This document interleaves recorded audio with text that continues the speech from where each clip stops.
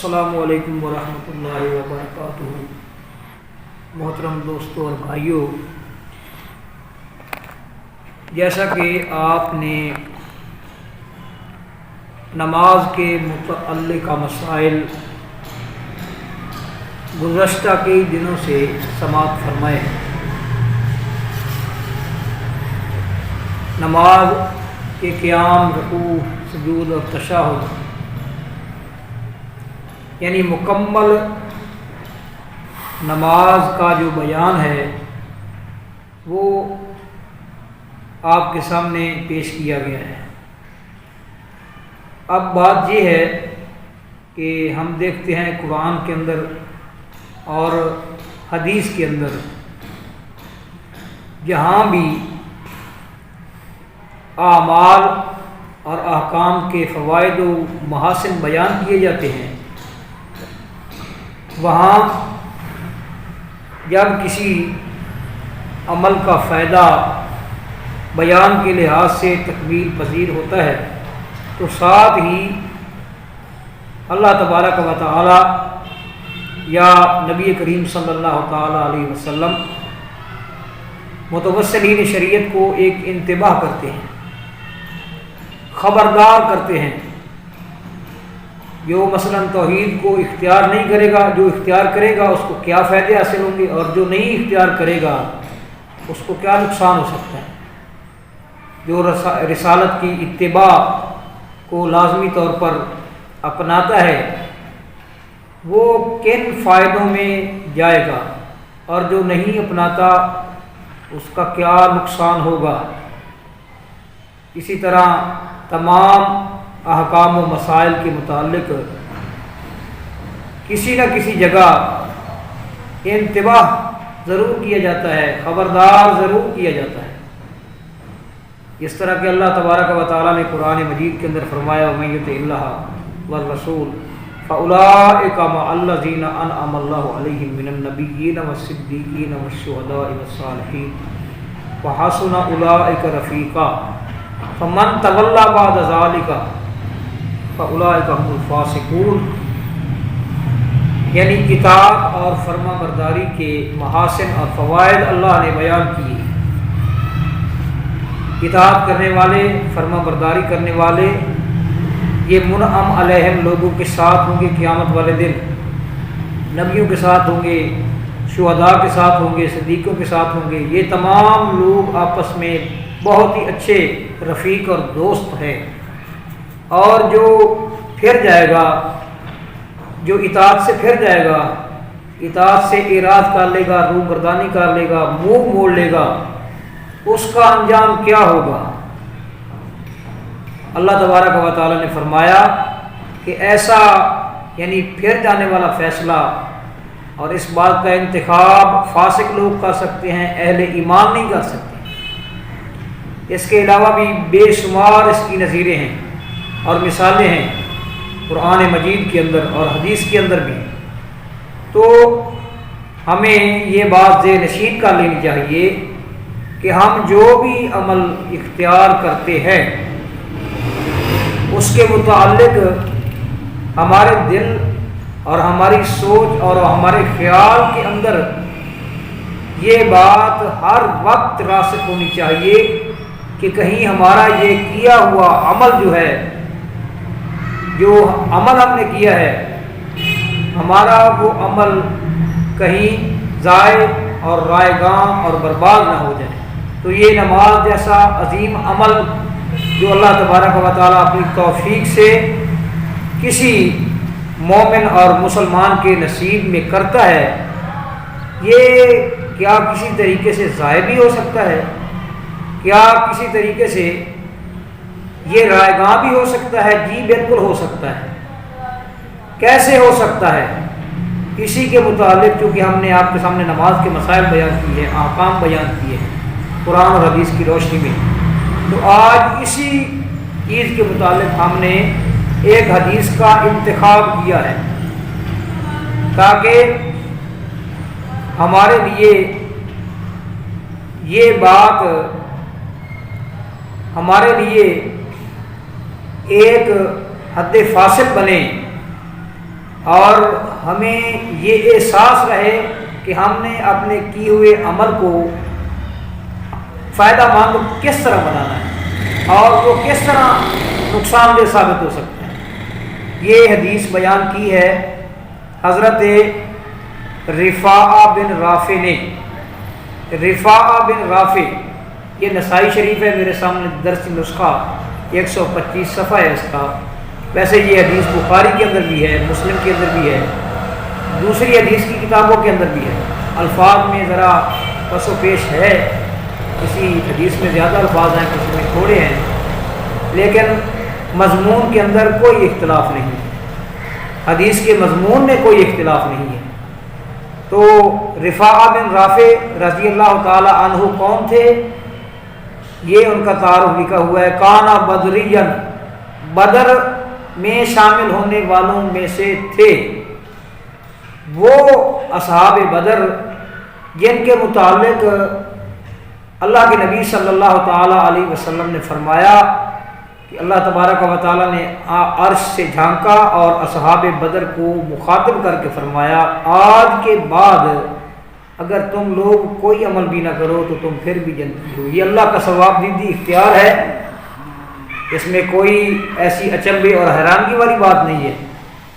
تم پھر بھی جنتی ہو۔ اور بخاری کے اندر حدیث ہے کہ حضرت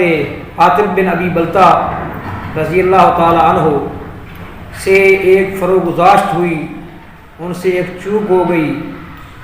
بتقاضۂ بشریت ان سے غلطی ہو گئی کہ انہوں نے اہل مکہ کو خط کے ذریعے مطلع کر دیا کہ نبی کریم صلی اللہ تعالیٰ علیہ وسلم کیا ارادے رکھتے ہیں اور آپ صلی اللہ علیہ وسلم کے صحابہ۔ تو حضرت عمر رضی اللہ تعالیٰ عنہ نے آپ علیہ السلام سے اجازت مانگی کہ آپ مجھے اجازت دیں میں اس کی گردن اڑا دوں۔ تو اللہ کے نبی صلی اللہ تعالیٰ علیہ وسلم نے اس موقع پر فرمایا تھا، عمر یہ بدری صحابیوں میں سے ہے جن کے بارے میں اللہ تبارک و تعالیٰ نے عرش سے جھانک کر کہا، آج کے بعد اگر تم کوئی نیکی بھی نہ کرو تو تم پھر بھی جنتی ہو۔ یہ ان صحابہ میں سے تھے رفاعہ بن رافع۔ تو یہ فرماتے ہیں، کنا مع رسول اللہ صلی اللہ تعالیٰ علیہ وسلم اذ داخل رجل المسجد، ہم اللہ کے نبی صلی اللہ تعالیٰ علیہ وسلم کے ساتھ تھے کہ جب مسجد کے اندر ایک آدمی داخل ہوا، فصلی، اس نے نماز پڑھی، ورسول اللہ صلی اللہ تعالیٰ علیہ وسلم یرمقہ، اور نبی کریم صلی اللہ تعالیٰ علیہ وسلم اس کو دیکھ رہے تھے، ولا یشعر، اور وہ آدمی تو نہیں جانتا تھا کہ اللہ کے نبی صلی اللہ علیہ وسلم میری طرف متوجہ ہیں اور مجھے دیکھ رہے ہیں، وہ تو اپنی عبادت میں مصروف تھا، نماز پڑھ رہا تھا، اسے پتہ نہیں تھا، معلوم نہیں تھا کہ نبی کریم صلی اللہ علیہ وسلم مجھے دیکھ رہے ہیں۔ پھر کیا ہوا؟ ثم انصرف، نماز کے بعد وہ پھرا، لوٹا، فاتا رسول اللہ صلی اللہ تعالیٰ علیہ وسلم فسلم علیہ فرد علیہ السلام، تو پھر وہ اللہ کے نبی صلی اللہ تعالیٰ علیہ وسلم کے پاس آیا اور اس نے آپ علیہ السلام پر سلام بھیجا، یعنی آپ علیہ السلام کو سلام کہا۔ اسی کتاب کے اندر چند صفحات آگے چل کر یہی حدیث دوبارہ رپیٹ کی ہے امام نسائی رحمہ اللہ نے۔ وہاں یہ الفاظ ہے کہ وہ آدمی جب آیا تو اس نے نبی کریم صلی اللہ تعالیٰ علیہ وسلم پر بھی سلام کہا اور نبی کریم صلی اللہ علیہ وسلم کے صحابہ پر بھی سلام کہا، اور پھر جب نماز سے فارغ ہوا تو پھر وہ نبی کریم صلی اللہ تعالیٰ علیہ وسلم کے پاس آیا، آپ علیہ السلام کو بھی سلام کہا اور آپ کے آس پاس جو لوگ موجود تھے ان کو بھی سلام کہا، اور نبی کریم صلی اللہ تعالیٰ علیہ وسلم نے اس کے سلام کا جواب دیا۔ ثم قال، پھر اللہ کے نبی صلی اللہ علیہ وسلم نے فرمایا، ارجع فصلی فانک لم تصلی، لوٹ جا، نماز پڑھ، تو نے نماز نہیں پڑھی۔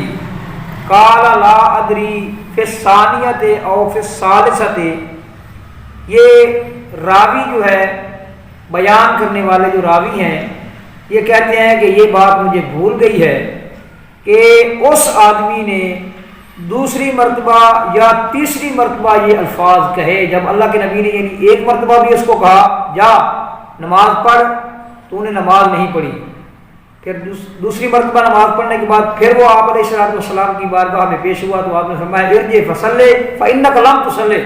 لوٹ جا دوبارہ نماز پڑھ، تو نے نماز نہیں پڑھی۔ یہ راوی کہتے ہیں کہ مجھے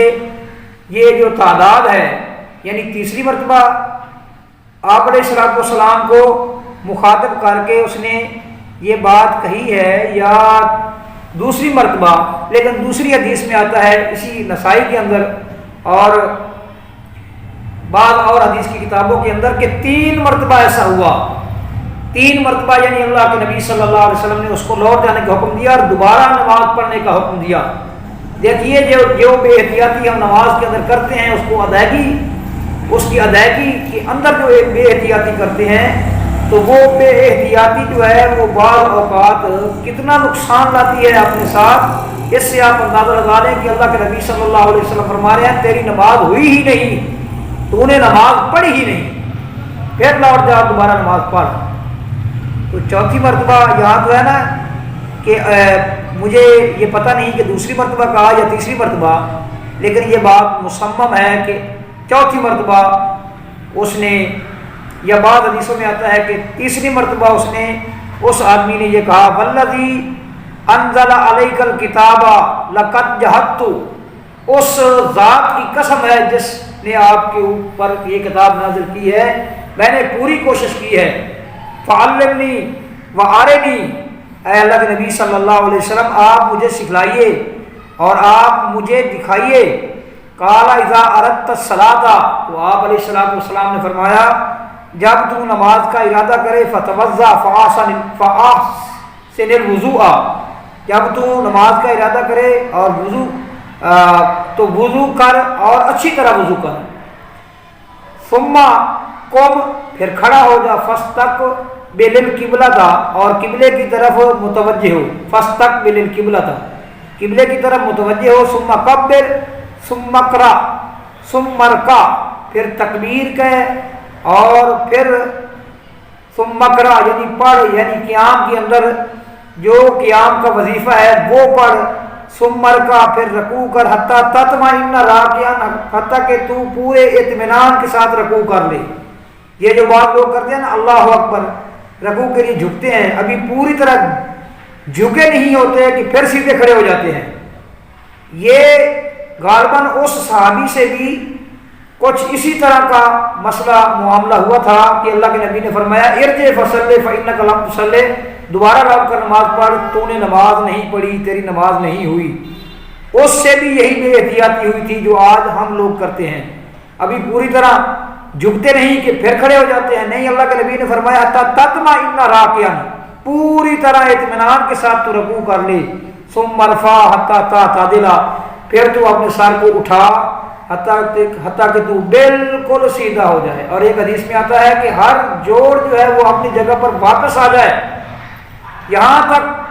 جو ہے نا وہ توقف کرنا ہے، ٹھہرنا ہے۔ اور یہ بھی میں روایت آپ کے سامنے پیش کر چکا ہوں، صحابہ کہتے ہیں کہ نبی کریم صلی اللہ تعالیٰ علیہ وسلم اتنی دیر رکوع کے بعد کھڑے ہوتے تھے رکوع اور سجدے کے درمیان کہ ہم سمجھتے تھے قد اوہما، نبی کریم صلی اللہ تعالیٰ علیہ وسلم کو شاید وہم ہو گیا ہے۔ اللہ اکبر۔ حتی تعتدل قائما ثم اسجد، پھر سجدہ کر، حتی تطمئن ساجدا، حتیٰ کہ تو مطمئن ہو جائے سجدے کی حالت میں، اطمینان کے ساتھ سجدہ کر لے۔ اس کا مطلب ہوا جو رکوع اور سجدہ اطمینان کے ساتھ نہیں کرتا اور قیام اطمینان کے ساتھ نہیں کرتا، اس کی نماز ضائع ہو سکتی ہے، رائے گاں ہو سکتی ہے، برباد ہو سکتی ہے، وہ نماز کے ثواب سے محروم ہو سکتا ہے، وہ بجائے فائدے کے نقصان میں جا سکتا ہے، اور وہ بجائے ثواب کے وہ نماز اس کے لیے وبال بن سکتی ہے۔ آپ علیہ السلام نے فرمایا حتی تطمئن ساجدا ثم ارفع راسک حتی تطمئن قائدن حتیٰ کہ تم مطمئن، پھر اپنے سر کو اٹھا حتیٰ کہ تم مطمئن ہو کر بیٹھ جائے، ثم مسجد حتیٰ تطمئن ساجدن، پھر سجدہ کر حتیٰ کہ تم اطمینان کے ساتھ سجدہ کرے۔ تو اس کا مطلب ہوا کہ دو سجدوں کے درمیان بھی اطمینان کے ساتھ بیٹھنا ہے، اور جو دعا نبی کریم صلی اللہ تعالیٰ علیہ وسلم سے جو دعائیں منقول ہیں وہ دعائیں پڑھنی ہیں، اور اطمینان کے ساتھ دو سجدوں کے درمیان توقف کرنا ہے، ٹھہرنا ہے۔ فرمایا فَإِذَا صَنَعْتَ ذَلِكَ، جب تو اس طرح کر لے گا، فَقَدْ قَضَيْتَ صَلَاتَكَ، تو نے اپنی نماز کو ادا کر لیا۔ اس کا مطلب ہوا کہ جو اس طریقہ یہ طریقہ نہیں اختیار کرتا جو کہ اللہ کے نبی صلی اللہ تعالیٰ علیہ وسلم نے حکماً اختیار کرنے کا حکم دیا ہے، تو وہ اپنی نماز پڑھی پڑھائی نماز برباد کر بیٹھتا ہے۔ وَمَنْ تَقَصَّ مِنْ ذَلِكَ فَإِنَّمَا تَنْقُصُهُ مِنْ صَلَاتِكَ، تو جو تو یہ چیزیں جو میں نے تجھے بتائی ہیں، آپ صلی اللہ تعالیٰ علیہ وسلم نے فرمایا اگر تو ان چیزوں کے اندر ان چیزوں میں سے کوئی چیز کم کرے گا تو تو اپنی نماز کو کم کر دے گا۔ یہ تو آپ علیہ الصلوۃ والسلام نے یعنی آخر کے اندر یہ ارشاد فرمایا کہ جو چیز تو ان چیزوں میں سے کم کرے گا، یعنی وہ تو اتنی ہی چیزیں اپنی نماز سے کم کر دے گا، تو اس کا مطلب نتیجہ تو اللہ کے نبی نے پہلے بتا دیا ہے، یعنی جب اس طرح کی کمیاں اور کوتاہیاں واقع ہوں گی تو پھر وہ نماز قبولیت کے درجے اور مرتبے کو نہیں پہنچ سکتی اور باعث ثواب نہیں ہو سکتی۔ اس لیے ہم جب نماز کے لیے کھڑے ہوں، ہم اللہ کی بارگاہ میں راز و نیاز کے لیے کھڑے ہوں، سر بسجود ہوں، ہم قیام کریں، ہم رکوع کریں، ہم سجود بجا لائیں، تو ہمیں پورے اطمینان کے ساتھ اپنی عبادت کو بجا لانا چاہیے اور پورے اطمینان کے ساتھ نماز پڑھنی چاہیے۔ اگر یہ اطمینان نماز کے اندر سے مفقود ہو گیا، گم ہو گیا، اور یہ اطمینان نماز کے اندر نہ پایا گیا تو پڑھی پڑھائی نماز اور کی کرائی محنت ضائع ہو جائے گی۔ اللہ سے دعا ہے کہ اللہ تبارک و تعالی ہمیں ایسی کمی اور کوتاہی سے اور ایسی سستی اور کاہلی سے محفوظ فرمائے۔ وما علینا الا